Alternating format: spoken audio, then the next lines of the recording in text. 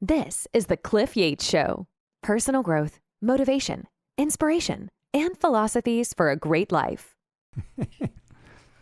Hey everybody, welcome to the Cliff Yates Show. As always, you're in the right place, and I'm excited once again. Someone I can say is a friend of mine, although we haven't been in touch until recently, and he may not know this, but from the moment I met him, I had instant respect and admiration for him because he came from a place where I have a lot of respect for. We both worked for the LA County Sheriff's Department. He is currently a lieutenant, and I retired as a sergeant. And when we first worked together, I was a sergeant at the Men's Central Jail. And you know what? He is involved with training. He's had a positive impact on everybody he's been involved with on the department. He's been a training officer. He's been at the academy.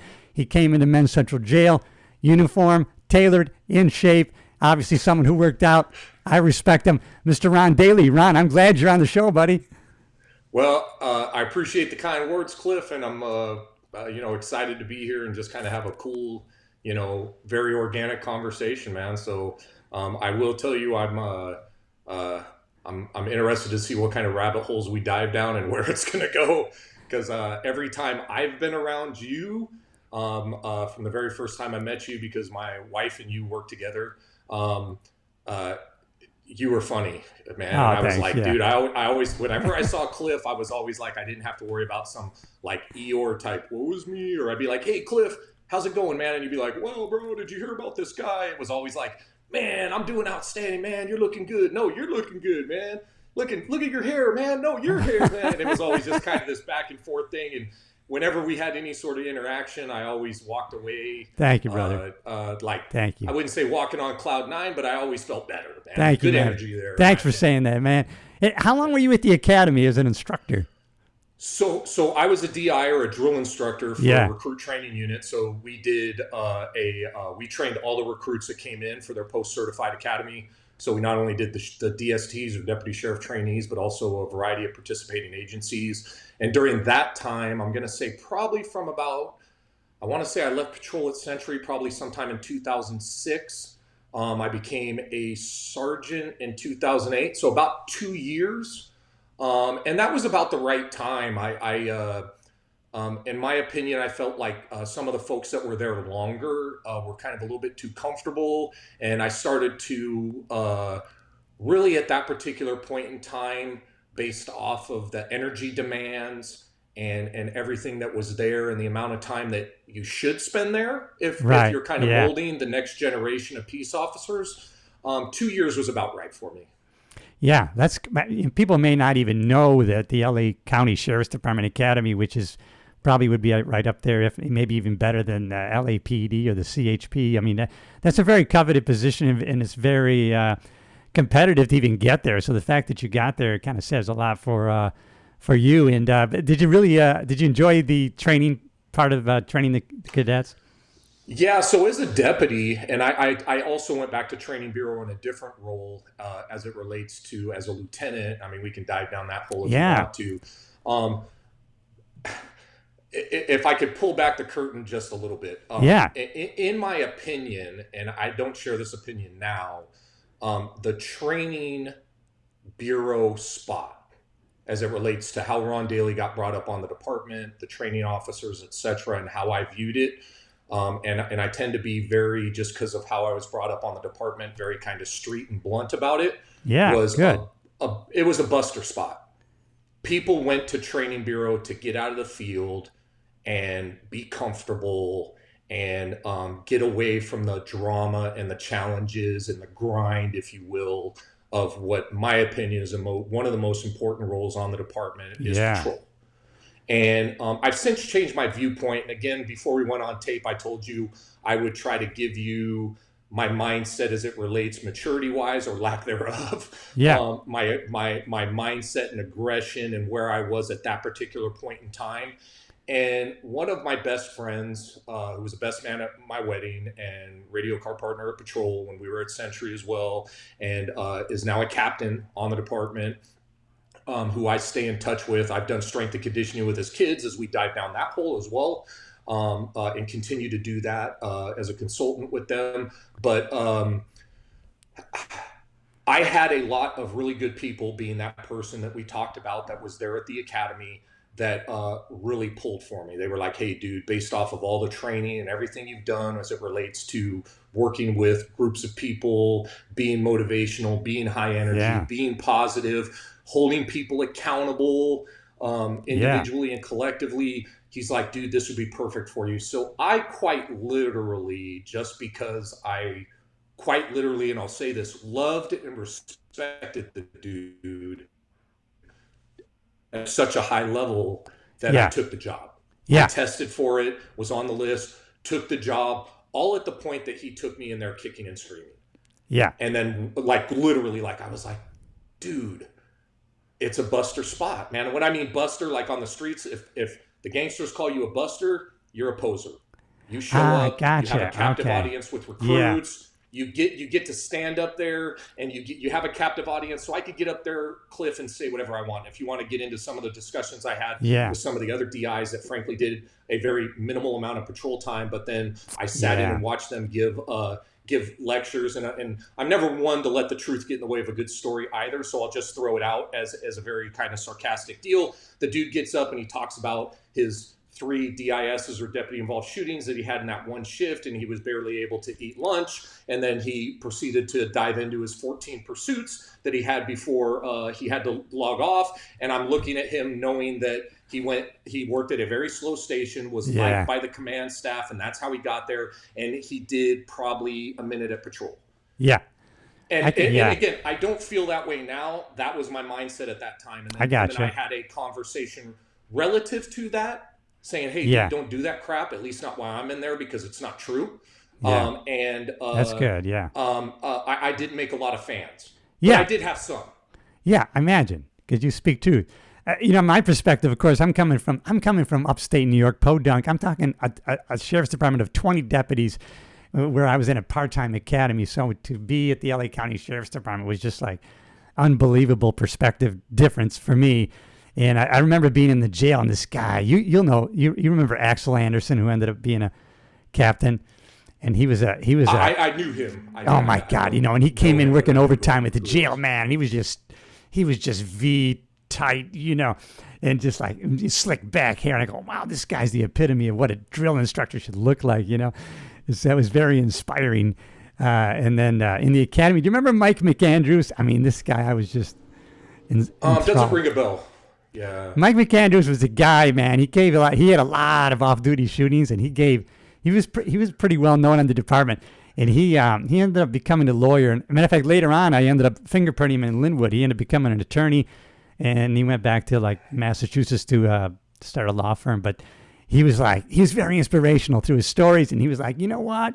Let the sun shine on you. Be a bitchin' guy or gal, man. If I can do this, and you walked out of there, and wow, man, this is great. But you certainly have an opportunity to have a positive impact in that position. And I did, Cliff, and I don't want this to be taken the right way. I'm sure you did. Female participating agency drill instructors, so they would allow. If we took on a certain amount of participating agency recruits, they would offer to send one of their squared away officers to our staff. Yeah. So we'd get augmented. Even those folks were some of the most dedicated squared away folks. And even though I don't stay in touch with folks, I mean, social media is a weird thing in the light that, I see all these people having kids and marrying people and doing it. So it's almost like I feel like we're still in touch. Yeah. But quite literally, the quality of folks there who, and I'll just preface or qualify it with this, whose primary goal and interest was the betterment and growth of the recruit and didn't have an ulterior motive. Yeah, yeah. Okay, and maintain that work ethic to work towards that. And you were trained by the mission, not by the hour, so I don't really care what your timesheet said. Yeah, if it required an 80-hour week, it required an 80-hour week. Yeah. Especially when the class was brand new and they were in phase 1, which is usually the most intensive.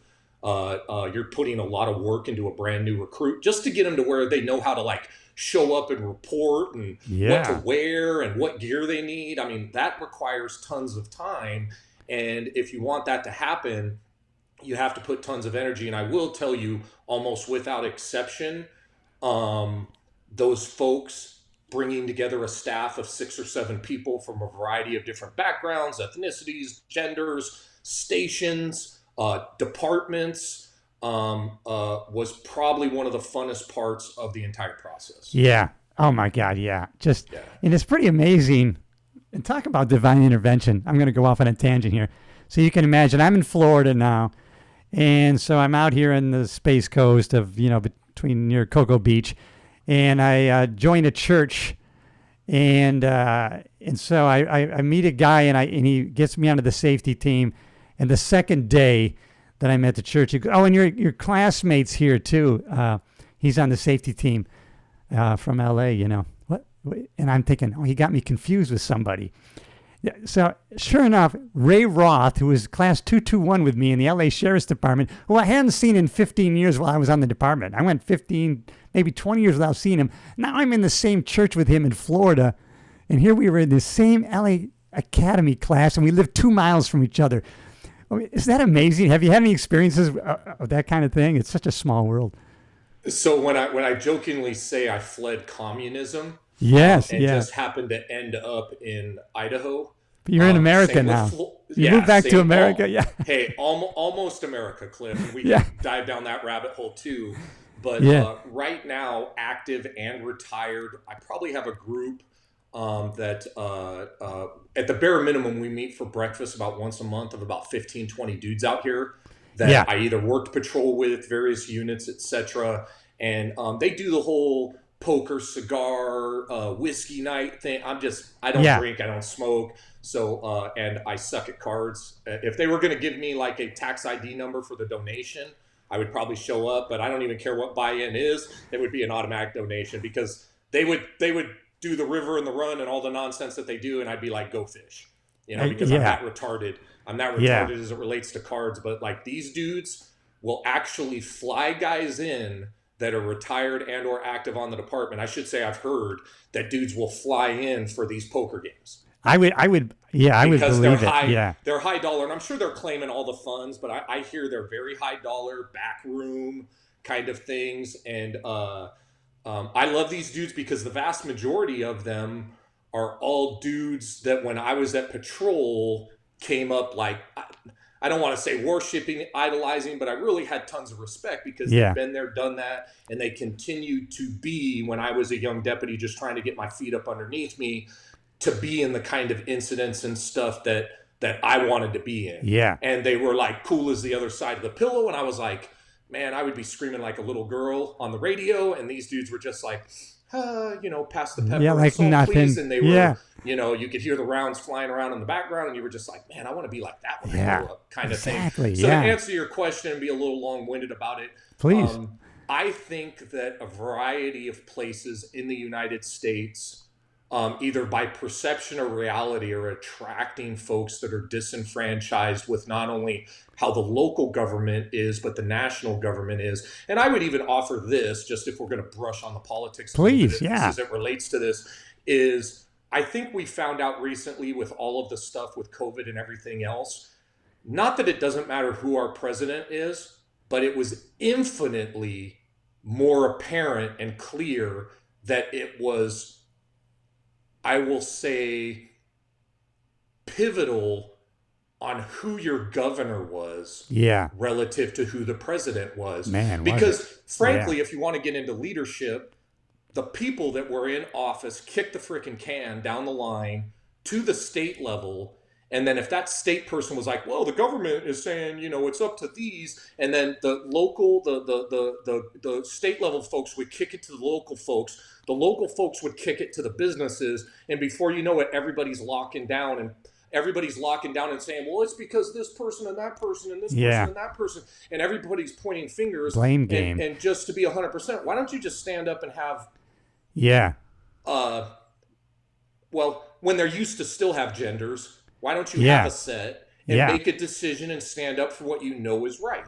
Yeah. And if you want to mask, but don't sit back and go, well, it's this. And if your mask works, then why do I have to wear one? And if you want to get a vaccine, get it, but don't try to shove it down my throat. Yeah. But what I found is that in those areas where people gravitated to is they were tired of their values being compromised. They were tired of being heavy-handedly treated. You could call it tyrannically or whatever, but we'll just say according to the state and federal constitution, everybody knows that the folks weren't following it, and they wanted to go to places that more like-minded folks lived and done. And the only other thing I'll offer, just to be long-winded, is once you get there, America, don't vote for the same crap and everything else that you did in the place that you left. And then when you see or hear somebody saying, oh, well, you know what, I think we need, I don't know, high-density housing, or we need more programs, or we need this, that's what got you in trouble in the other place. Yeah, we'll, well, one good thing, why don't you do in Rome, when in Rome, do what the Romans do. Yeah. When you show up, be part of the solution and not the problem. And with that note, Cliff, I'll jump off my soapbox. No. You're gonna get me fired. I know I'm gonna I don't want to do that. From the sheriff's department that says. Yeah. As a matter of fact, you know what I'm saying. I never was. I'm speaking as Ron Daly, the private citizen. Of course, yeah, me too.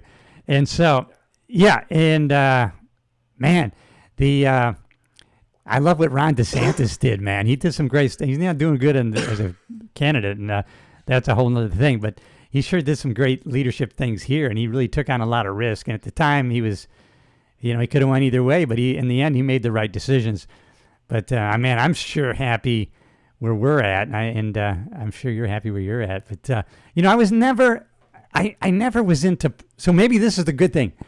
In the last 2 years, my education and knowledge of civics and the way the government runs, I have educated myself 200%.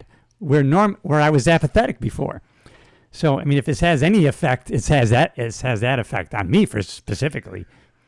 Yeah, and I'll be honest with you, I share the same sentiment, Cliff, in the light that the reason we left California, and I'll just speak candidly, man, because I failed, flat out. So when I was in California, whether you want to call it comfort, apathy, laziness, whatever it was, I lived in the same community, went to elementary school, junior high, high school, went to the junior college out there, coached teams out there, etc. So I was very vested, short of political. Yeah, you were. I watched my community quite literally become something I hated. Yeah. I didn't like. When I looked at it, it didn't reflect my values. I don't even care about skin color. I don't care about any of that. No. It didn't reflect my values. And ultimately, and I'm not sure if we did this on tape or off tape, but when we started talking about why we relocated and why we didn't, once we determined our oldest daughter, and I'll talk her up a little bit, she just got accepted to Yale after getting her PhD. After getting her PhD at Auburn, she just got accepted to Yale. Where once we determined she wasn't coming back to California to have grandbabies, we bounced. Yep. Okay.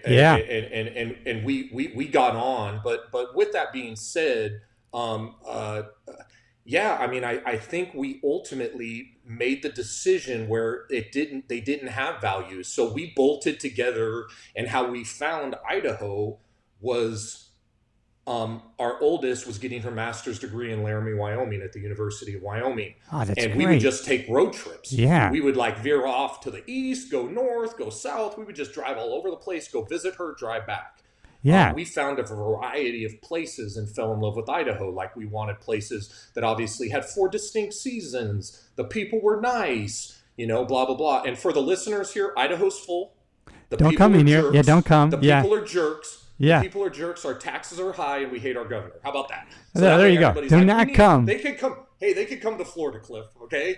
But with that being said, we love it here. And ultimately, once I landed here with the mindset and the mission that no matter what it is, I don't even care if it's a Department of Water, I don't care what it is, I'm going to be involved and ensure that my voice is heard, and I'm not just going to sit back.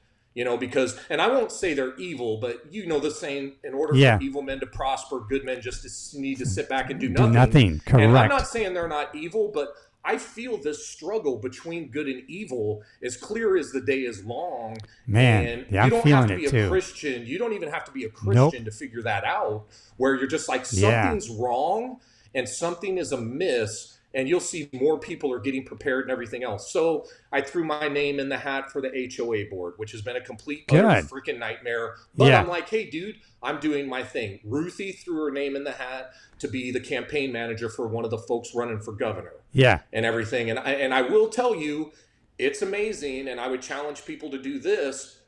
If you are a Christian, just pray to God to give you a platform. And when that door opens, walk through it. And watch what friggin' happens, and don't be surprised. It was like, hey, I want to be more involved in my community politically and everything else. And for example, my wife's example, and then that door opens and my wife steps through it, and all of a sudden it's like, hey, you're going to be the campaign manager for somebody running for governor. And they're like, whoa, time out here, dog. Yeah. I wasn't asking for something that big. I didn't sign up for that. Some leaflets. Can I put some leaflets on some doors or something? But she's too good, man. Man, Ruthie she's such a good leader, man. And God won't ask you to do anything you're not prepared for. And if you're not prepared for it when you step through, have faith. Yeah. And God will freaking put you in the positions to do it. So with that being said, when I left California and came here, I immediately said, whatever's there, not that I'm into conflict, but I'm understanding what hasn't worked in California and those things that mimic or give off the same, I'll just say, odor that they did in California. I'm refusing to placate to that without a fight at this point. Yeah, and that rings so true to me. And in what you were saying regarding Christianity, because as a Christian myself, now more and more, and I was talking to my friend about things you and I were talking about that I was conflicted about. I'm in the personal growth and I'm in this lane of motivation and everything else, but I feel kind of a responsibility to maybe we have to start standing up and protect the values and principles that this country was founded on. And my buddy was just listen, because God will lead you and will tell you how he's going to work through you. So just be open to that voice, and you'll be led in that direction. So that kind of gave me some solace. So. And if I could comment on one other thing as it relates to that biblically, and where I first heard this and did some further study was Jordan Peterson stuff. So I love Jordan Peterson. Yeah, talking about folks that motivate us and or mentor us without their knowledge and whatnot. Yeah, if you could get Jordan Peterson, I would consider, and then you could have me on after him. Absolutely, that way I could be like, hey, I could follow up. I'm batting clean up here, but I'll recommend a variety of dudes to come on in your workspace. Please, so Jordan Peterson. I love Jordan Peterson. If you haven't watched some of his tapes, one thing that I find very interesting is, obviously he's a psychologist by trade, Harvard taught, Canada, I think University of Toronto. I've read a variety of stuff and whatnot. So with that being said, you can see he knows things are wrong. He does. And he's really, you'll see him get very emotional to the point of tears. As he relates to how he's talking about God and Christianity. So the Holy Spirit's really kind of working in him from that standpoint. But he said one thing as it related to what you had said, Cliff, being a Christian, but also being a warrior, spiritually and physically. Okay. Now, with that being said, where I first heard it, and when you go to like Matthew, I think it's chapter 5 in the New Testament of one of the Gospels, is when you look at the Beatitudes in, I believe it's chapter 5, where it talks about various people as it relates to their relationship with God and the blessings that they'll get. And Jordan Peterson, as it related to being willing to fight for what is right, spiritually, psychologically, and physically, is clearly laid out in God's word as it relates to one of the Beatitudes being, blessed are the meek, for they shall inherit the earth. Yes. Now, when you look at meek, a lot of people look at meek, and again, this is all Jordan Peterson stuff, looks at meek as weak, reserved, pulled back, going along with the flow. Meek is not tolerant. Right. Okay. Yeah. I'm here to tell you it's not tolerant. And what he likened when you do the study of the definition of meek, and not only this time, but at that time, what it meant is it means you were skilled in combat with a sword. So you were very capable of laying waste to your enemies, etc. And if you want to go into the Old Testament at that time, prior to the New Testament being written, on the battles that were fought in the name of God relative to anybody, Joshua, David, and Goliath. I don't think those are cute little kid stories. Those are historical facts that occurred, and people can try to, how shall I say, minimize those things. When you look at what those great godly warriors, not being perfect, and that's another thing about God, just to go off topic, is God doesn't use perfect people, because if he used perfect people, he wouldn't use the normal people. And even getting into the Jews and Israel and how God picked them, he picked them because they were very stubborn, stiff-necked folks to be their chosen people. Now, back to my point is being meek is to have that sword or whatever that weapon is, be very capable of using it. Right. But keeping it sheathed until it's absolutely necessary. Yeah. So when you hear the meek shall inherit the earth, what it means is that you and I need to be vigilant mentally, physically, psychologically, spiritually, okay? And stay on point and be vigilant and maintain that capacity.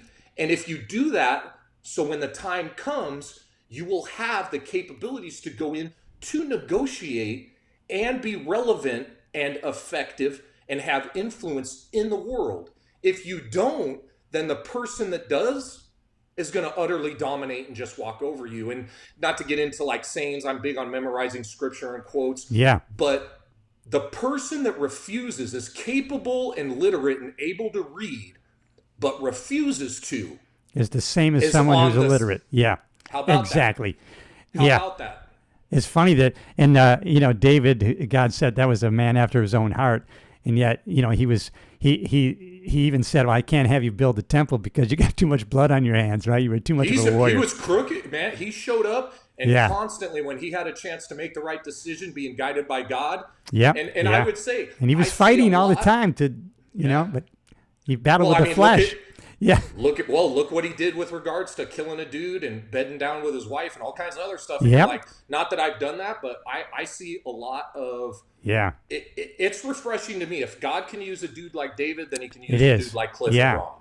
Yeah. It's just I've been getting into these scriptures big time, and I follow a guy from California. Even Jack Hibbs is a guy who he got into Jack Hibbs. So Jack Hibbs was my pastor at Calvary Chapel, Chino Hills. In Chino, yeah. Okay, yeah. So I love the guy. Digest version oh my God. is when Ruthie and I met 20 plus some years ago. Oh my God. Her home church was Calvary Chapel, Chino Hills. Oh my goodness. And allow me to get off topic because this runs very deep personally. Yeah. When Ruthie and I met, Calvary Chapel, Chino Hills was her church. And this is a total God thing.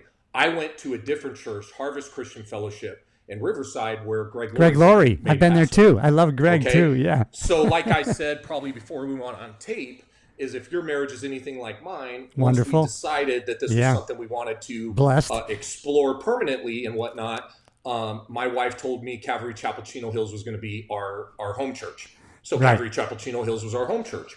Our oldest daughter, who was the one I mentioned about Yale, got baptized at Crystal Cove by Pastor Jack. Yeah. Reader's Digest version, fast forward, we're still in California when my now going to be 13-year-old decided she wanted to be baptized. And there's nothing magical about that. If you want to talk about what baptism is relative to a personal choice and what the Bible says about that, when my daughter was 8 or 9 years old, my youngest daughter, she decided she wanted to be baptized. Now, it was such a big thing at Crystal Cove that you actually had to carve out times. Like you actually signed up. This is my hour to be baptized. This is my hour to be. And of course, they just got backlogged. Of course, yeah. Now, just to make a long story a little bit longer, we wanted Pastor Jack. Well, my wife did. I don't think there's anything magical about one person, but I would definitely say God guides him, and he has a gift given by God to do certain things, and he is very open to the Holy Spirit telling him what to do. I love Pastor Jack. I've run into him in Idaho on more than one occasion. Wow. And I'll get into how that occurs. Yeah. So my wife is very adamant on the fact that she wants Pastor Jack because he baptized our oldest girl in Crystal Cove in the ocean there, is that she wants him to do it. Well, they're so backlogged that one of the associate pastors comes up and is like, hey, and he's super cool. I just remember him being very nondescript and everything. Hey, I can help you. My wife's like very hesitant about it. Like, no, we want Pastor Jack. And when you look over on the beach, it's about 300 people deep that are waiting to get baptized. And so I look at my wife and I'm like, hey, I want to get out of here before 9 o'clock tonight when the sun's down and it's probably like 10 o'clock in the morning. And Reader's Digest version is we go to this one pastor that comes out and meets us. We go out into the water. My daughter gets baptized. We video it. We take pictures. Fast forward, 5 years, 6 years. And we're in Idaho, just living our dream. And not that any church out here is doing anything wrong at that time. Yeah. We struggled to find a home church because Pastor Jack we were locked. Everybody was locked down. Everything was, you had to sit 3 people away from everybody and all that other nonsense. We struggled to find a home church out here. We didn't feel fed. Right. Okay. And I'm not saying I'm not critical of any church out here by any stretch of the imagination.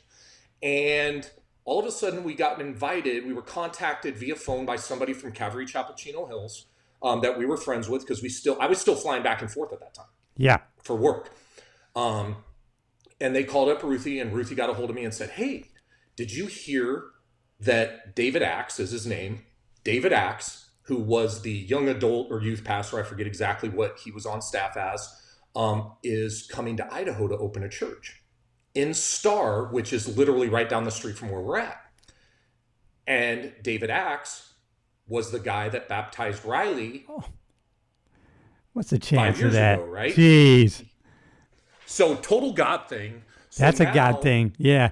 We are home church, and I don't believe in membership and any of that stuff in any church that pushes that. I don't agree with your giving, and what you do is between you and God as a form of worship. Okay. With that being said, Calvary Chapel Star is now our home church being led by David Axe. Yeah. And that funny story is out of the blue. One day, my wife and I come in and sit, depending on the service we went to at that time.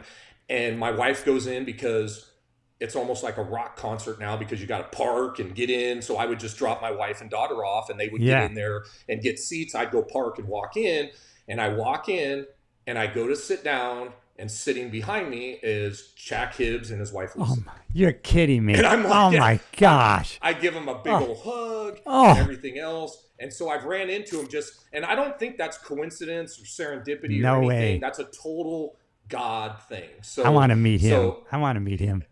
I'm here to tell you right now, Cliff, he would be one of the people podcast-wise. Let's get him on. That would be awesome. Immediately recommend to you. Yeah. Because not only of his reach, but his relevance of maybe who you're trying to reach. So like as a Christian, I would just say this. The door and the things that you and I are talking about, this door and platform for your podcast could be nothing about law enforcement or anything else. And the next thing you know, somebody like Pastor Jack pops through. Yeah. And your platform that you're asking God to bless this is now something that you totally thought it wasn't. And that's why I'm saying, if you ask for that door to be open, willingly step through and don't argue with God to how he blesses it, because in our mind, in our very finite mind, we're going to be like, well, this wasn't what I was envisioning. And they're like, hey, buddy boy, have that conversation. You can kick and scream, but we're going to do this. And if you're going to be, and honor, what you asked for, and you can always call time out and stop, but then you're not really putting your faith in God as it relates to control your everyday life. Most people, and I have been guilty of this in the past, and it's a constant work for Ron Daly, is most people show up on Sunday or Wednesday night and the rest of their week is theirs. And that's not how it should be. Monday and Wednesday night should be a time to get fed, and then you should go out in the world and be an example to folks so that they ask you, man, Cliff, you're a little bit different. What's going on here, man? And the next thing you know, you're like, well, as a matter of fact, man, blah, blah, blah, blah, blah. And you get into a chance to tell people who you are and what you do and why you do it. And then all of a sudden they're like, man, dude, I had no idea. Another person that I would tell you to look into that I just said that had a very, I'll just call it paranormal experience as it relates to their testimony is Boss Rutan. Boss Rutan, the MMA fighter. Okay, Oh, he was in okay. California. He was a UFC heavyweight champion. He talks about his testimony, and he would have a very big audience and a very big push. And just to tell you how crazy it was, because I'm borderline retired, I get up, and if I'm not tired at 3 o'clock in the morning, I just start my day. If Yep. I'm not So tired I did at the 9 same o'clock in the thing. morning, Yeah. dude, I just kind of start my day and do my thing. Well, I saw Boss Rootin' on the thing, and it talked about it was on YouTube, because I don't watch a lot of mainstream stuff. So even like my news stuff, I'll get from like a foreign source or sources, etc. Because I'll just say that's what I do. Not Okay? to interrupt you, but just recently, Jack Hibbs said, I don't watch mainstream media now. He listens to overseas, Al Jazeera. He listens to all these news because they're unfiltered and he's getting the truth. So, I mean, it just goes, just not to interrupt you, but just exactly what you just said.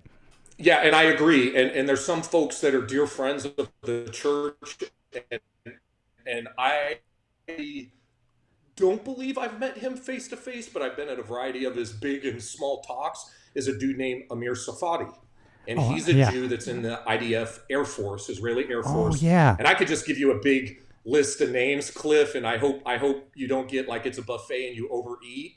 But these are tons of folks that I watch and normally ingest their output that I think would be of extreme value to folks in your space, and maybe even expand it. But I even forget where the hell we were, to be honest with you, Cliff. We started to go down. At Cavalry Chapel in Chino, his was mentioning, so apparently in the foyer, there's like a big rock from Israel that he has there. It's not a rock, man. So here's another funny story. Tell me about it, because he referenced it. It has a menorah on it. That's what he said. It had the menorah. Okay. Yeah. So that's why I love Pastor Jack so much, man. Yeah. And not to get into all of the stuff, but for you to have him on and say I know he'll recognize me by face. Yeah. No ifs, ands, or buts about it. Right. Both me and my wife. If he remembers Ron Daly, like, oh yeah, blah blah blah blah blah blah. If you tell him he's at Calvary Chapel Star, was at Calvary Chapel Chino Hills, I would imagine he knows who I am. Right. By face, maybe by name. Okay, because he's a mega church. I'm talking thousands of people. Well, when you see when he spans the audience, I mean, it's just packed. And that's a testament. That's not about him. That's about God. That's God doing the work. And yeah. I don't want to get all Field of Dreams, but if you build it and you're faithful to God, man, they'll come. And especially during the lockdown and everything else, you saw people flood because their church is locked down.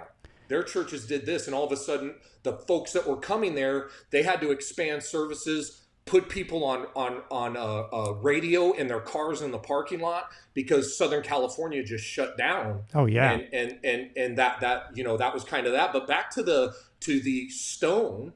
Yeah, I love the way you referenced that. About 5.5 feet tall. Wow. And then it has a menorah on top of it with a plaque.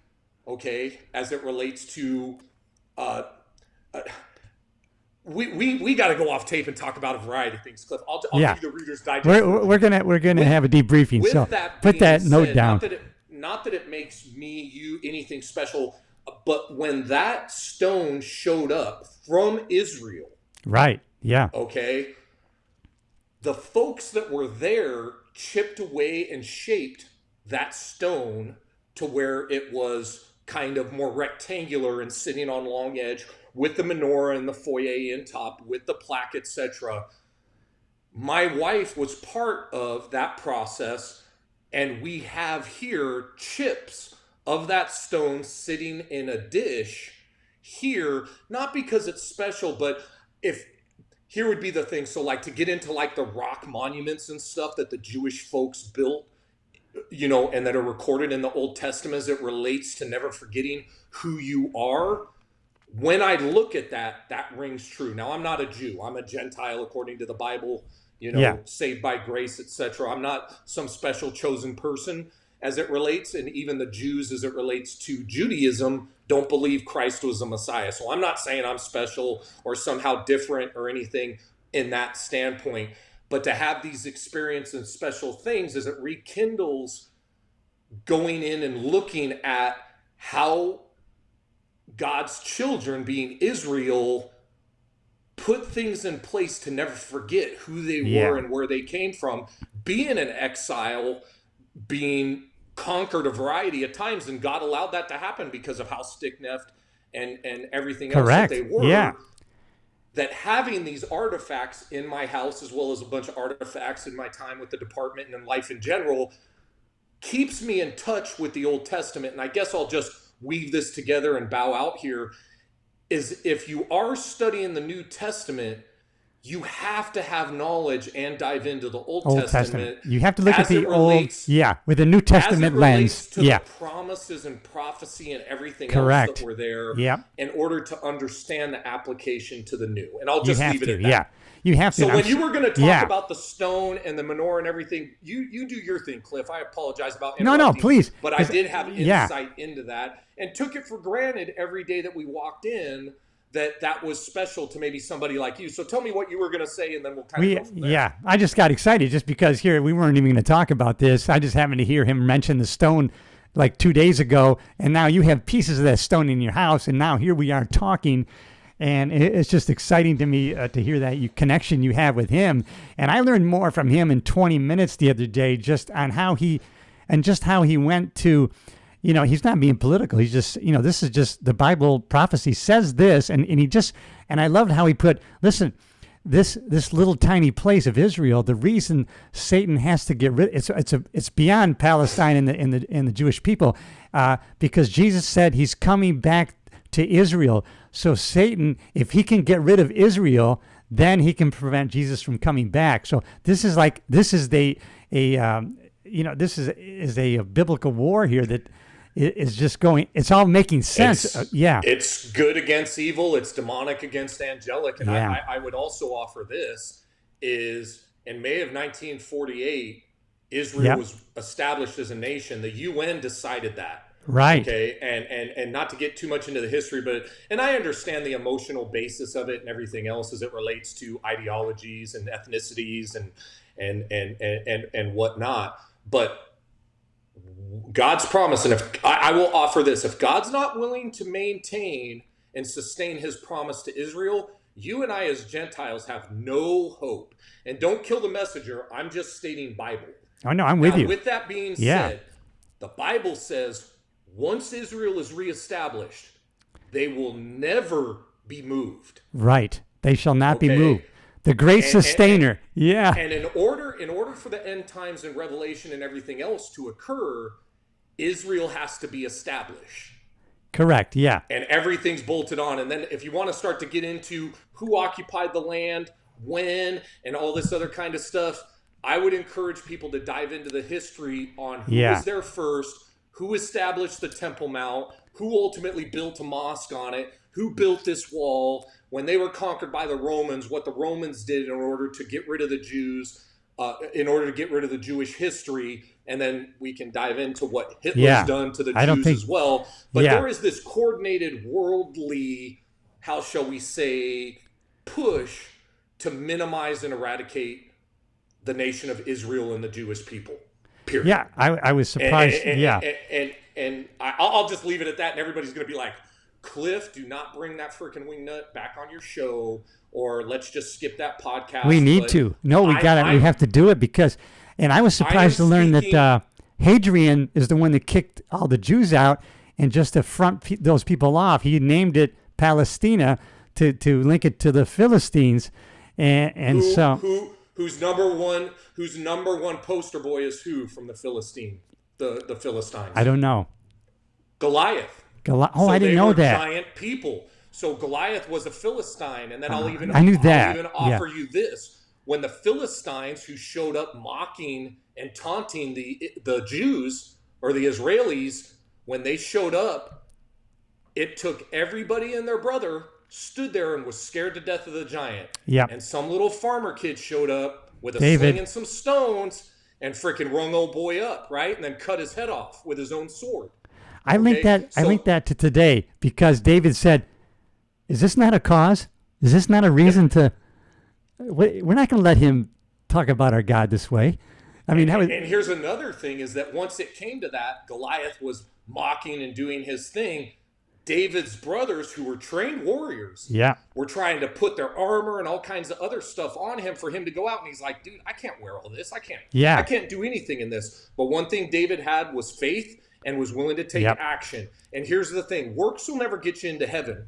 Okay. Nope. This is all Bible as well. But faith without action is dead. That's so right. For you to be a Christian and not want to go out and stand against those things that represent evil and or help people that are in need of help, because the main independent thing, not only with regards to action, because I believe, and my thing right now as it relates to being a Christian is the main independent, and this is Bible too, the main independent thing that the world will see that's going to separate us from everybody else is our love for one another and the world. Okay, that's and then if you want to get into what drives your character, okay, and helps you make those decisions, okay, if you're a Christian, you're going to want to do things. It's not going to be mandated that you're going to work your way to heaven. No, you can't. Kind of thing. Yeah. So once David was there and David stepped out and did what he did, I can understand, amongst a variety of other historical things, whether everybody wants to minimize that as some kid's story or the Ark and Noah or anything else, where the Palestinians are upset with the Jews. Right. Okay, from the standpoint of that whole deal. I totally get the conflict there. Okay, I do too. And like you said, it's abundantly clear where God stands on that. So people don't know, like, this is another little tidbit based on what you said too. So prior to 1948, the Jews who were born there, their birth certificate says Palestinian because it wasn't Israel yet. Yeah, that's interesting. I did not know that.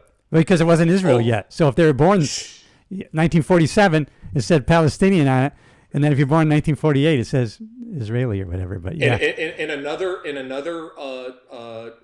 clear attempt to just stomp out Jewish history of God's people, you look at, like, whether it was the Romans, whether it was the Babylonians, whether it was the Assyrians, whatever it was, they went out of their way, despite keeping folks in key positions, with regards to whether it was Daniel sharing visions and giving meaning and input and counsel to the kings at that time.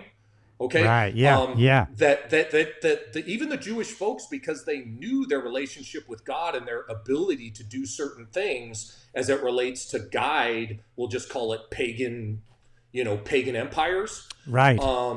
That every one of them attempted to minimize, if not eradicate, that, whether it's renaming their land, whether it's minimizing and putting them into captivity and enslaving them, whether it's trying to, so not to get too much into it, but if you look at how they even tried to breed, like Philistines bred with Jewish women in an attempt to pollute their bloodline. Right. Okay, you can read that as well. So whether it was through heredity, whether it was through history or whatever it was, there is this attempt, and then ultimately when you go to the final solution of Hitler, and I don't even know what your ethnicity is, it's just something that interests me as a Christian, but the final solution of eradicating the Jew, correct, as it relates to eugenics and everything else, where when it comes to medicine and big pharma and utilizing that arm of things where we are right now, it's so tremendously close to what it was in 30. Oh, and here's another book. Okay. Edit all this stuff out because I am a shiny balloon kid. Letter to the American Church by Eric Metaxas. Oh, I'm going to read that. I've heard of it. You won't put it down. And what it does is it likens an individual, a pastor, during the formation of the brown shirts and Hitler taking power relative to his call and sound to take action as it relates to the American church that God's mandated in his word, and mirrors it to what's occurring today. Right. And you'll just be like, damn. And I'll even offer this to the folks out there. If you ever wondered how we could go from a political arm that was democratically and electorally going against another one to we are going to eradicate a whole race of people, okay? How come anybody didn't stand up and say anything? I'll liken it to this. You know how that occurred, and you know where you stand. If when we did this lockdown and mandated everybody to get vaccines, if you sat on your butt and didn't say anything, yep. Oh, you yeah. would be part of that problem and not the solution. Because here's the thing. The people that don't give a crap, that are just going to go along with the program, okay, they will cancel out the ones that get really militant about it on both sides, okay, of whatever problem or solution or debate that we're having. It's the ones in the middle, the average Joe Schmo person that's a working stiff that knows something wrong. Like I said, the left fringe and the right fringe are going to cancel each other out. Right, yeah. What the middle folks, call it a bell curve, call it whatever it is, the middle folks are going to decide whether our society continues to move forward and be the beacon of light of freedom that it is, or it moved back and we move towards that. So now, if you wonder why Nazi Germany happened and the atrocities happened there, all you have to do is put yourself in today's world and ask yourself if you sat on your butt or you stood up and said something. Right. You know, in my opinion, and I'm just one person, but here's my answer to that. To get us back on track, we have to bring God back into America. It's been taken out. And it's over the last, and then just because I was curious, because some people were saying, that we weren't based on Christian principles. Then I looked at all the founders, every single one of them, and all of them, to get it, because King George had established a religion, right, evangelical religion. When they said, separation of church and state, it was just so that you wouldn't establish a law, a demanded religion. It wasn't to take religion out of the state. It was just. It wasn't going, so we wouldn't establish that, but we were all based on these Christian principles, and oh man, it's been bastardized, the whole view. And now I'm reading a book like you. I have like 7 going. I'm reading about Columbus, who was basically sailing with Scripture, and they try to say Columbus was not following the Bible, and I can just go into a whole list of what Columbus was doing in his mission, which was totally Scripture based.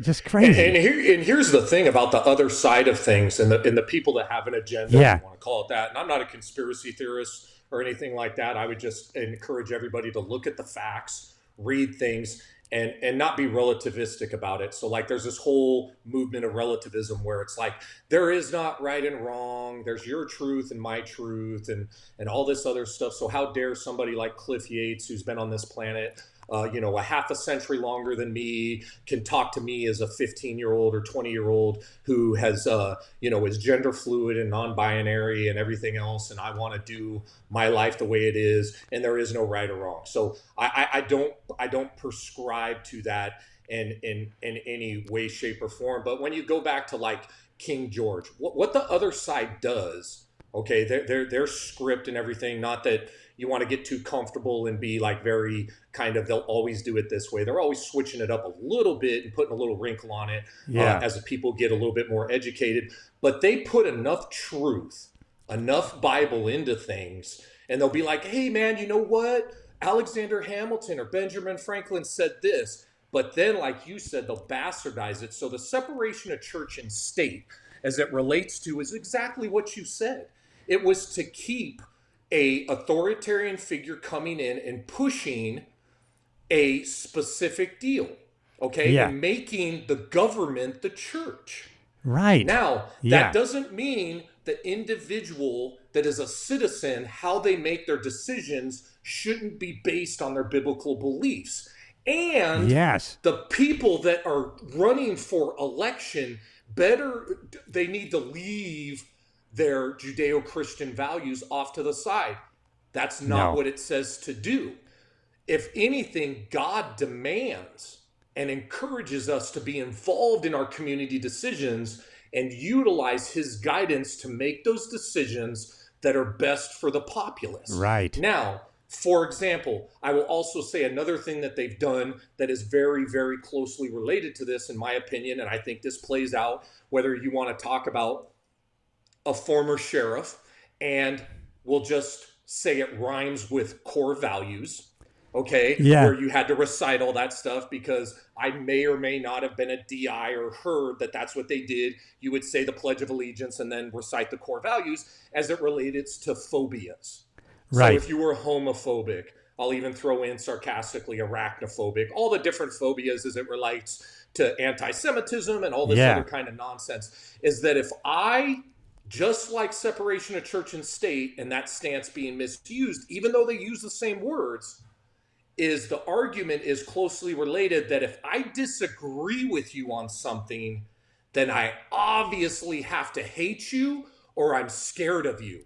Right. And that's what shut down the conversation, Cliff, in my opinion, or is a big contributing factor, because now all of a sudden we'll just say LGBTQ plus, and I don't follow all of that stuff. I have tons of friends that pull in those different lifestyles. Yeah. It's between them and God. And if they ask me, I will let them know. I am not tolerant of it. We're called for repentance. But as an example, as a Christian, if I can't show them love and guidance and what it means to be a Christian and not push hate on them, where are they ever going to see it? They won't see it. That's right. Yeah. Okay. Yeah. Yeah. And I'm not perfect, but obviously if you and I dive into that argument, the homophobic argument, that if I don't agree with your lifestyle, that quite frankly, I will say during certain months and or all the time, they're not only prostituting our kids, they have drag queens doing all this other, stuff, yet they won't let us send a pastor in there to do a story time either, but they'll have a drag queen get in front of our kids and do like story time and everything else, that I obviously, despite the fact that I love my kids and want to protect our kids in that generation, okay, and they want to pollute and victimize it, that if I stand up against that, even including some of the stuff they're putting in our public schools, that obviously I hate it.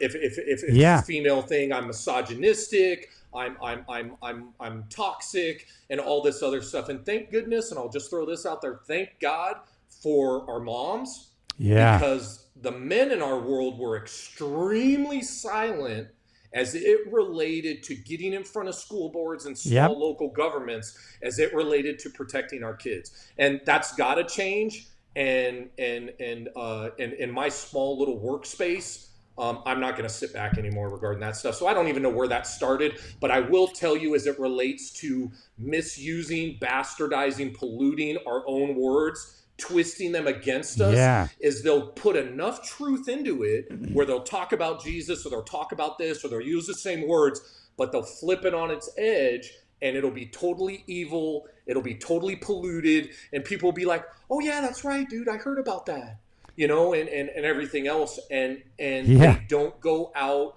and educate themselves. Correct. And I'm just, I'm just big on, hey, get educated, make your own decisions. Don't listen to what Ron Daly or Cliff Yates have to say. Learn yourself. Be an informed consumer. I don't even care if it's the supplement you take. That's right. If you want to get a vaccine, get a vaccine. But I would encourage you to do this. Don't do it because the government says. And then after the fact, what's I don't know, poetic, if you want to call it that, is that look how now they're saying that it didn't work and actually harmed people. But because of all the different laws that are in place, that big pharma and or those institutions that pushed that so hard, hid the information that showed it was harmful to people, can't be held accountable for it. And I'm off my soapbox on that. So no, there's too much. If you edit this the wrong way, Cliff, I'm not going to edit it. Some folks are going to come visit Ron Daly's house. No, I'm not going to. We're not going to reveal where you are. But I just said Idaho. Yeah, that's a big state. They can't find you. My goodness, you're armed and dangerous. So here's the deal. We only have 2 million folks in the whole state of Idaho. Are you serious? Yeah, so that's crazy. That's pretty small, so 2 million. If you want to talk about how to sway an election, even at the level of governor, okay, or attorney general or whatever it may be, if you look at the number of votes it took to win the primary relative to win the actual highest political office in the state of Idaho, you'll be shocked. And I haven't talked about this, but because I was never into political, but when I got into leadership in the sheriff's department and I started following all these people and educating myself, and John Maxwell and Jim Rohn and Tony Robbins and So I got into all that in business, entrepreneurship. I loved all that stuff. And so then I used to watch The Apprentice, right? Because oh man, this is like a business school for free, right? They put these people out and you kind of do this. This guy's the project manager and, you know, you got to make money and, you know, this is how the marketing went. So well, I like that, you know, and then, you know, so I kind of like Trump, you know, and then he was back in the police and everything. So, oh man, you know, we're going to vote for Trump. And my wife is Cuban and pro-American, patriotic. Yeah, we got to vote for Trump. He's for American values. Yeah, let's do that, you know. And so we do show where we're at and what we're doing, but we don't put our agenda out there. And so then my wife, hey, let's go to the inauguration. So we went to the inauguration in Washington, right? As a matter of fact, they tried to stop us from getting to the main plaza, right? These guys were like, my wife pushed them out of the way, you know, my wife's, and we got there. And so then all of a sudden, the next year, it actually, when COVID came out, all of a sudden, you know, my wife's at our vacation property in the middle of nowhere with an ice cream cone, like, oh, you know, I can't believe that you're putting people in danger, Alba. Yeah, this can't be you that's, you know, not masked. And, you know, and then all of a sudden, people that, and I got hurt by this, people that we used to go to dinner at their place, they would come to our place for dinner, the summer place, they ghosted us, man. No discussion. They just wouldn't even talk to us anymore. You know, a couple of them I kind of, hey, is everything all right? Oh yeah, everything's all right. But, you know, it wasn't, you know, and I was just, wow, that's pretty, just because of who we voted for. I mean, I was hurt by it, but I guess I shouldn't have. Yeah. I would offer this. No candidate is 100% perfect. Right. And if you are going to look at what a Christian worldview is, yeah. I would offer that we need to look at the candidate that is imperfect, that is in line with a Christian worldview. Yeah. And so I would ask questions. Yeah. Like, where does that imperfect candidate, even if he paid off prostitutes or said some off-color stuff or did whatever, yeah, where does that individual, and I will 100%, I voted for Trump. I'll just throw it out there. Yep. Yeah, so do we. I didn't agree with some of the things he did. Right. So as it relates to the stimulus checks, I think that contributed to our inflationary Absolutely. issues. He should have never shut down the country. He shouldn't have done a lot of it. Fauci was a criminal. Okay, yep. Yeah. He was the one that pushed Operation Warp Speed, which brought the vaccine into existence and was later weaponized. Yep. Okay. So with that, there's things I didn't agree with. But with that being said, I would offer this. One, old boy wasn't on the payroll. Okay? That's right. So he couldn't be bought off. No, that's... So if you want to go back to Trump, and I'll even tell you about when I came to Idaho. Remind me to tell you about when I came to Idaho relative to my friends. Because obviously Mark Furman, probably nobody's heard of him, right? Probably not. But Mark Furman, when he was left in disgrace and got caught lying on the stand, he came to Idaho. Oh, I so didn't obviously know that, yeah. Every cop that comes to Idaho is basically like Mark Furman. Correct. Okay. Yeah. And they call. I will tell you only because in the interest of accuracy and talking to some of my ethnic friends, okay, that they called it White-Idaho. Oh my God. Because there's only white people here. Yeah. Yeah. So I laughed. And Cliff, I give it as good as I take it. And I'm willing to talk about the elephant in the room with my friends because they know I love them and everything. Yeah. So when that got said, and then we'll pivot back to what we talked about earlier, is when I said I was coming to Idaho and told my friends, hey man, come by and visit. They were like, I ain't coming there. Wow. And these are some of my black friends. Yeah. They're like, dude, they're lynching people out there. I'm like, what Idaho are you Where did you get about? that from? Yeah. No, who told you that? Here's the best part. Yeah. Here's the best part, and I don't take it personal. Okay, because like I said, okay, my character is going to drive my actions. Correct. Yes. This and it stung. Okay. Yeah. But it wasn't something that like ended our friendship because I want anybody in my workspace to be able to tell me how they feel and what they believe, and if the relationship is strong enough, and if you put enough of that emotional currency in the bank account ahead of time, it can survive it. If you just withdraw all the time and don't put into it, whether it's a marriage or whatever, ultimately you're going to go bankrupt and bounce some checks. And then ultimately that's where the relationship kind of ends and or you go your separate ways. Yeah. This is what I got told. And like I said, it stung personally a little bit. Yeah. Here's what it was. I thought you were different. Yeah. What do you do with that? I know. I had the same things. Yeah. And these are people I love. People that, with regards to like things that affect my family financially as it relates to if something happens to Ruthie and I, we have them in decision-making positions of power and everything else. And I love them and we still talk and everything like that. But with that being said, that's what was said. And I was kind of like, you know who I am and what I'm about. I mean, what do you do with that? So we continue to talk and everything else. And I continue to speak my mind on what I feel is right out of a position of respect and love. Yeah. But that was one of those things is you want to say, hey, you were ixnayed out and everything else. And now just to see how I kind of pivot this all the way around back to getting ghosted by Trump and everything else, I tend to be very conservative but libertarian. If somebody's willing to come to me with facts, I'll be willing to look at it from any side of the imagination. Yeah. Now, if you want to talk about Marxist, whatever, I'm not into that. Sorry, no, you're going to turn me off. But if you want to come to me with rational facts and have a discussion, a back and forth discussion, that it doesn't appear that our elected officials that get sworn in keep their promises and are willing to do that. With that being said, when it comes to my Christian worldview, anybody out there, when it comes to the imperfect candidate, right, yeah, I ask myself a variety of questions. Probably the two most pivotal off the top of my head, so we don't just dive down this wholeheartedly politically, is going to be, what's your stance on Israel? Right. And that's not going to be very popular. Yeah. So if you're talking about from the river to the sea, which I won't get into what that means, but I would encourage your folks to go ahead and do that.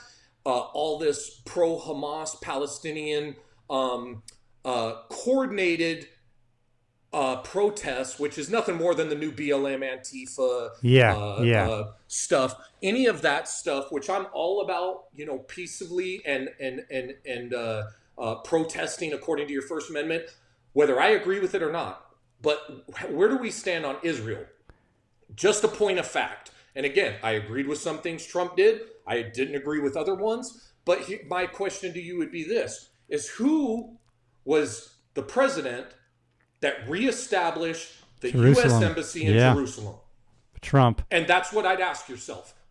Okay? Yeah. Secondly, is I would ask, in a Christian worldview, and this will be another one that gets me freaking hammered, where do you stand on life? Yeah. Particularly the unborn. Yep. There's a guy, I wish I could, there's a guy, he has Apologia Studios. You know who I'm talking Apologetics. About? Yeah. Yeah, I don't know what his deal is, but being willing to share and defend your faith. He actually, I will tell you. Do you know who I'm talking about, though, that guy? Apologia? So if you, I don't know his name, but I will offer this. So there's a book called Evidence That Demands a Verdict. And it's more of a study manual. It's really big. It's been revised a variety of times. Oh, yeah. I have that book. 2 PhDs. And it's not like a leisurely read. It's more like you get about 5 pages into it, and it sends you to go read and research like 800 other pages. Right. And then you digest another 5 pages. But the McDowells, father and son, I think it's Josh and Sean, as it relates to being able to I won't say defend your faith, but that's part of it, where you can share and or otherwise stand on firm foundation as it relates to why you believe what you believe, in addition to just not saying, I love Jesus, I accept him as my Lord and Savior, and it's all rainbows and unicorns and everything else. Go ahead, Cliff. I don't want to monopolize. No, you're not. No, but I want you to, if you don't know this guy, I want you to check him out. Take a note. This guy's name is Jeff Durbin. Okay.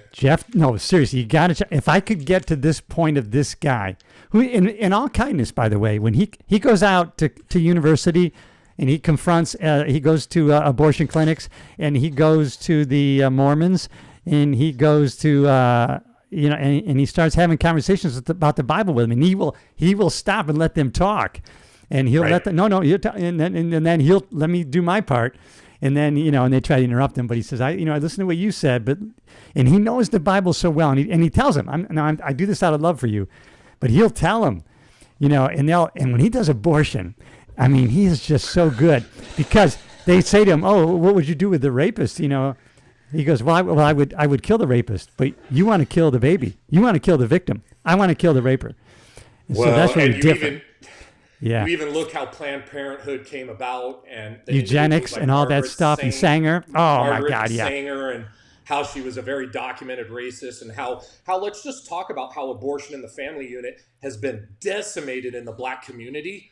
If I was in that community, I would be furious. Yeah, absolutely. With our government and what they've allowed to happen. But they've incentivized being beholden to the government through subsidies, whether it's housing or anything else, the disintegration of the family unit, if you want to call it that, and moving forward, with that. So there is a lot of that as it relates to apologetics and moving forward and doing things. What you believe and why you believe it. I'm trying to get better at that. So and here's the thing, Cliff, the gospel's important.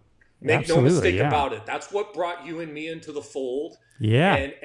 And should be above all other things what's ultimately shared with other folks, so that they, not so you can force it down their throat, but they can make an informed decision on how they want to spend the rest of the time on earth.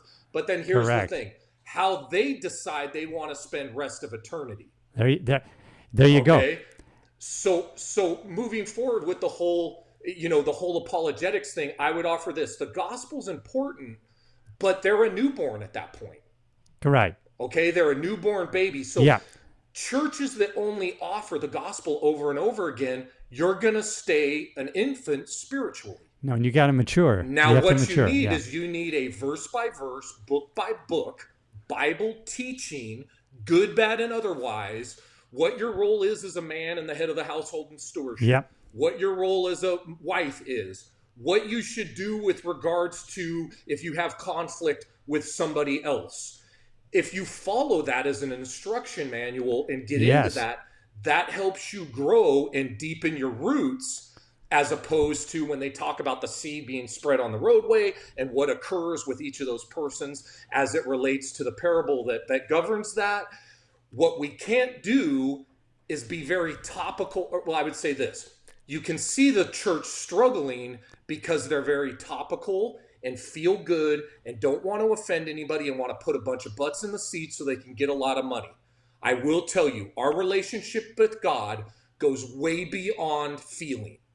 Correct. God doesn't care how you feel. That's right. And you can show me anywhere in the Bible that says that as it relates to our decision making. No, our church has been going over that too. And that's why marriage is struggling too, because now all of a sudden somebody's like falling out of love. You don't fall in and out of that kind of stuff. Biblically, you look at it, you make a decision to sin, you make a decision to go on to another relationship, you make a decision not to do certain things, and we are God's children, and we tend to, only because we're like in our 50s and 60s, and in your case with how good you look, just turn 30s and 40s, really. Whatever it is. Hey, we lean on our own understanding, and that's where we get ourselves in trouble. Yet we have this instruction manual that once we are given the good news, as they call it, that's right, we move forward and grow. It's our love letter from God to us. And that's why I would offer a good, and again, I'll get off my soapbox on that standpoint. No, please. A lot of people go and they're just told the same message over and over again and never grow. They're never challenged by their pastors. And when I got back to when I came to Idaho, I'm not sure if we were on tape where we talked about that whole relationship and how we found our home church that we have now. Yeah, we got it. Where I didn't feel fed. It was like rinse and repeat, at least for me. Yeah. And I'm not saying anybody was doing anything wrong or anything like that, but we would come home and immediately pop Pastor Jack Hibbs on YouTube and watch an hour and a half.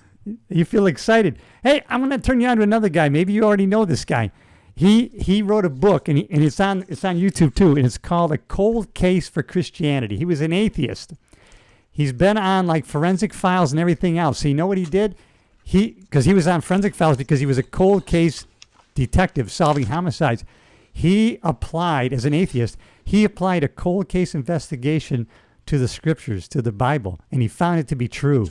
And now he is a Christian, and he basically, if he applies how evidence is instructed to a jury the same way, who these people were, where they are in relation to time after it happened, and their different points of view and how they related what they saw and heard, he has no other, he can come to no other conclusion that this is true, and this is why. And he puts a timeline to it, and it's pretty phenomenal the way he does it. And it's coming from a guy, atheist, now full-fledged Christian. This is biblically true, and you can trust it based on these things. And I'm thinking, this guy said he was a Southern California copper, right? So I'm thinking, I wonder what department he worked for.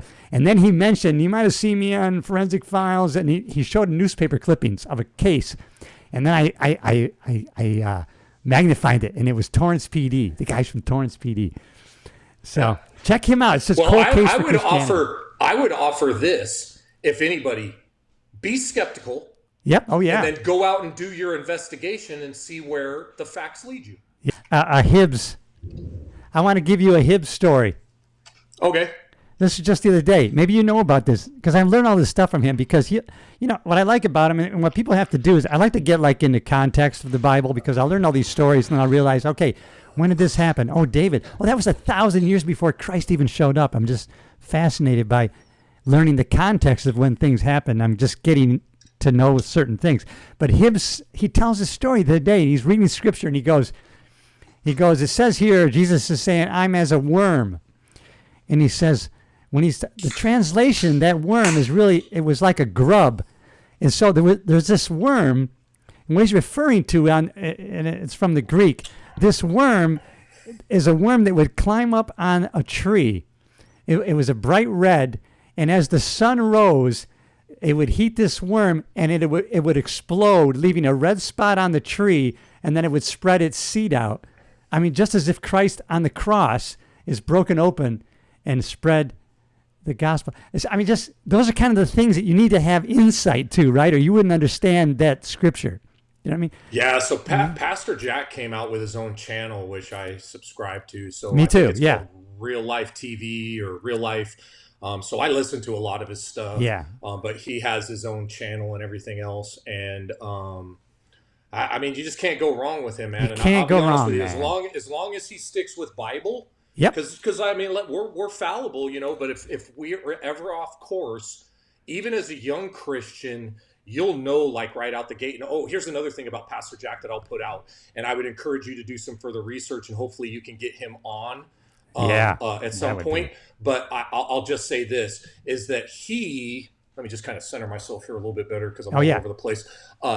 He has a plaque in front of the lectern that he stands in front of, and he mandates that every other guest pastor shows up and stands on. And I would encourage, just because if I'd rather give everybody the opportunity to explore and process and learn. Yeah. Research what that plaque says, what's under the plaque, and what it means. And that's why I think places like Calvary Chapel, Chino Hills continues to have the blessing that it has, because these reminders, the stone, the menorah, the plaque, what's underneath the plaque that's up on the main stage, are reminders and as if you want to say landmarks or compasses on why you're doing what you do and the responsibility that you have. And I would even challenge you, Cliff, with your thing. I think you just got like 1,000 followers, man, which in order for me to go on a podcast, I have to have at least 1,000 followers. Just like I understand. I understand. Yeah. I've been waiting for you I wanted to get you on, but I know I didn't make it yet. If you're going to have a guest of my caliber, exactly. There's got to be an audience to reach. I'm honored, brother. I'm honored. And actually, even to be honest with you, as it relates to being on an official podcast, even though I've done tons of Zooms and talks and presentations, you popped my cherry. Oh, okay. Hey, I want to thank you. Yeah. First. Listen, we're going to end. With that being said, I would encourage people to look and do that. And if I could also say one other thing, and please edit it out or do whatever. No, please. I'm the Energizer Bunny, dude. I can freaking rock and roll for however long you want. We can talk about a variety of other topics. I would ask this, just because we didn't explore it, if we want to just dive into it, we can, is I would like to kind of talk about some of the police stuff as it relates today relative to, how shall I say, like the culture that underlies it and our training or lack thereof relative to where we're at and why we're there. And Right. it's a Yeah. complex issue, but I could give you, as a middle manager on the world's largest sheriff's department, that at the deputy level train those folks. Yep. As a lieutenant, commanded and oversaw a unit that was absolutely, utterly about it, has reviewed as a department and an expert witness literally hundreds of cases as it relates to including DISs or deputy involved shootings. We categorize our force. Usually the higher the level of force, the more, how shall we say, civil liability or risk management associated with it. Therefore, we review it a little bit more. Not only the initial critical review of it, or what our department at that time, or still does, calls CIR, or critical incident review, which is relatively contemporaneous to a situation, but also after the criminal and or administrative investigation, what we call EFRC, or the Executive Force Review Committee, that determines that, ultimately makes a decision on that, and who the stakeholders and its decision makers are in the room. My role as it relates to the performance as our folks relative to whether they did what was consistent and reasonable based off of what they're trained and the law and our policies and procedures. And in addition to that, I'll tell you another funny story, which goes to how woefully undertrained our department is, yet we give our folks, I won't say a very thankless, if not impossible job with antiquated equipment and minimal training. And this goes into what your previous guest, or one of your previous guests, Dominic and Izo, talked to, even though I'll just say I don't like the way he packaged it, but it was true. You know, it was true from the standpoint of what we do with our people relative to that.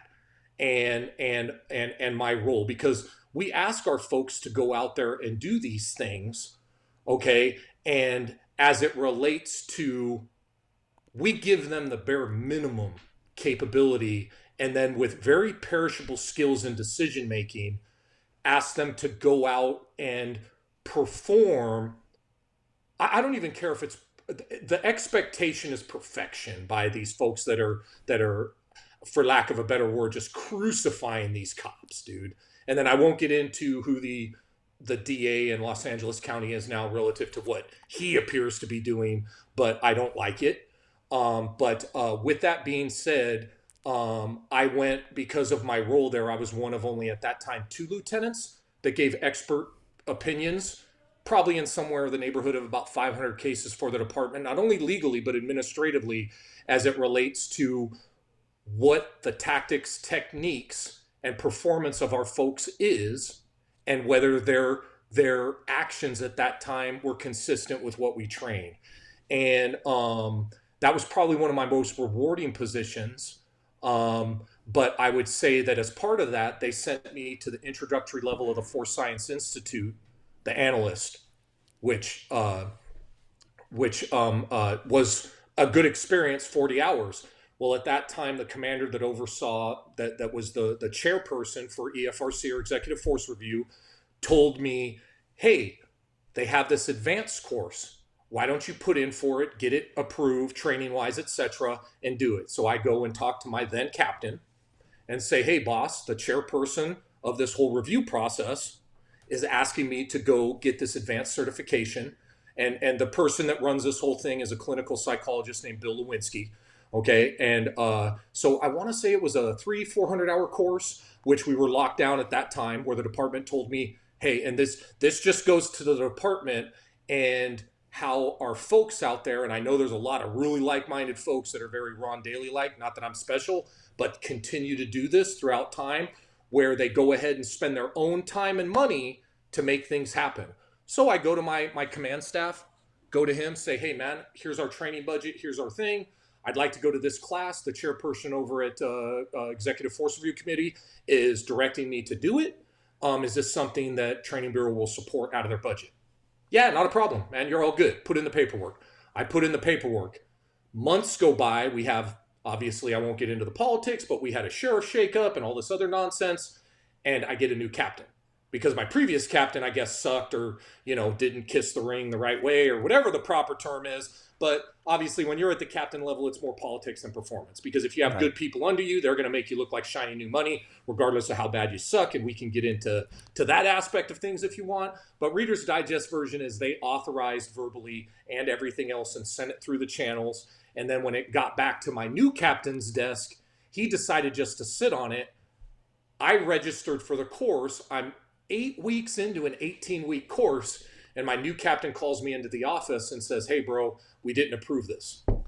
And I said, "Dude, I submitted this like 5 months ago and was told it was good to go." He goes, "Yeah, well, things change, blah, blah, blah, blah, blah." So I say, being a good soldier, and there's a lot of people out there like this, okay? I call the chairperson for EFRC. "Hey, boss, just a heads up, is this in your budget?" He laughs at me and tells me no. I go, "Well, what's your direction?" And he tells me, "Hey, dude, I think it'd be a really good idea if you finish the course." So now, what if I told you the course cost $5,500? Of which was taught by 4 PhD level instructors, of which at the end, in addition to all of the other presentations and homework, etc., that you had to do, you had to write a final PhD level paper, which I believe mine was 27 pages, based off of critical decision making as it relates to the emotion, everything that goes along with it, vision, etc., critical decision making, distance, time, perception, confirmation bias, all these other things that would give me a better understanding of what the individual that was there behind the gun or at the problem would make, and what a reasonable explanation would be performance-wise on why they did what we did, and in an attempt to influence our policies and procedures to better equip and explain why our folks did what they did. Now, after the chairperson told me that, and he would be another good dude on a podcast, I won't mention his name, but he may or may not be already retired in Idaho as well, he told me, "I think it'd be a really good idea that you finish the course." So as a good soldier, you don't have to tell me anything further than that, dude. I didn't whine about it. I didn't do anything. The reason what precipitated me being called in was me submitting an updated deal from the Force Science Institute billing department telling me that the department was delinquent. Okay, that's what instituted it. So I called up the billing department. Lady was really sweet. I gave her my personal credit card number for $5,500, paid for it, and then took that skills set back into the department at my own time and own expense, okay, so that we could put together a better product for the community. Wow, and awesome. Help our folks. And I'm not saying that. There's tons of folks that are doing that with regards to like legal updates, shooting, search and seizure, driving, force, etc. And I got to be honest with you, those are, and I'm not saying I'm an unsung hero, those are the folks behind the scenes. Yeah. Why No, I think know. we're having the problems that we're having is you're not giving them the motivation. I'm not even saying paying for it, just give them the support to where they want to go out and spend their own dime and their own money to be better at their profession, man.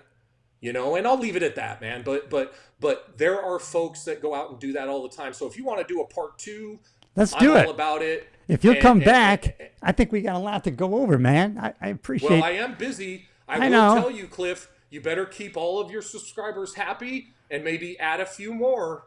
Okay, you got it, brother. We're moving to bigger and better things. If we get bigger, then I'm going to even have to pay you. So we'll look into that. Hey, Cliff, I will tell you, you'll never have to pay me. With an introduction like you gave me, how can I expect payment? It's all true, brother. And that's one thing I'll say as we end this. We're going to have to end this, but it's just, as bad as things maybe are, one thing that's coming to pass is now we're at a point where actually you and I can hook up after not seeing or talking to each other in many years, and we're actually can talk about ideas and principles and values that go around the world where normally 10 years ago we wouldn't have the opportunity to do that. And no one could maybe hear us talking and maybe learn something from or be positively impacted. And I think maybe we did that today. Man, I don't know. We'll shoot it out in the universe and see what happens. Yeah. But I want to thank you again, This Ron. is just a conversation between you and me that'll be posted, and if some government agency shows up knocking on my door, Cliff, I think we did some right things. Yeah, then you're right. What did Reagan say? Yeah. If the government knocks on your door and says, "I'm here to help," stand by. Yeah. Yeah. Hey, but seriously, love you like a brother, dude. Give your wife love, and the same with your wife. Like I said before we went on tape, Ruthie was already screaming down the hallway. Yep. Hi, Cliff Yates. We're both blessed with wives that really we're just blessed. And so I want to say this, Cliff, since you hyped me up at the beginning. Yeah. I'll just throw this out there. I want to thank you for a small sliver of opportunity, as you like to put it, of being in, let me get my hand, the right place. You're in the right place. No, you killed it, man. My guest today was Ron Daly, my friend and a hero, lieutenant, largest sheriff's department in the world, obviously a leader. He's going to be back on the show. Ron, I love you, and stay for after briefing, brother. I'm going to end the show. Please, if you haven't already, subscribe to the channel if you're listening or watching on YouTube. And, of course, if you're on one of the podcast platforms, subscribe, leave a comment. It tells the computer people are interacting, and they'll show it to more people. You know I love you. See you on the next episode.